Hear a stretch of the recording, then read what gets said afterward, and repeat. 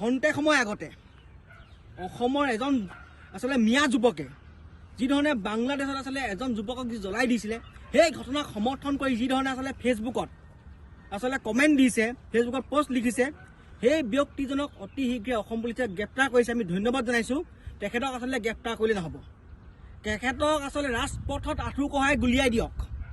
কোনোবাই অসমত থাকি অসমৰ বায়ু পানী সেৱা গ্ৰহণ কৰি বাংলাদেশক ছাপোৰ্ট কৰি আচলতে পোষ্ট দিব, আৰু আমি সেইবোৰ কোনো কাৰণতে গ্ৰহণ নকৰোঁ। একদম স্পষ্ট কথা আমি মুখ্যমন্ত্ৰী হিমন্ত বিশ্ব শৰ্মা ডাঙৰীয়াক ক'ব বিচাৰিছোঁ, সেই যুৱকজনক অতি শীঘ্ৰে ফাঁচি দিয়ক, নহ'লে এনকাউণ্টাৰ কৰি দিয়ক। এনেও আপোনালোকে এনকাউণ্টাৰ কৰি থাকে, সেই যুৱকজনকো ধৰি আনি ৰাস্তাত এনকাউণ্টাৰ কৰি দিয়ক। একদম স্পষ্ট কথা।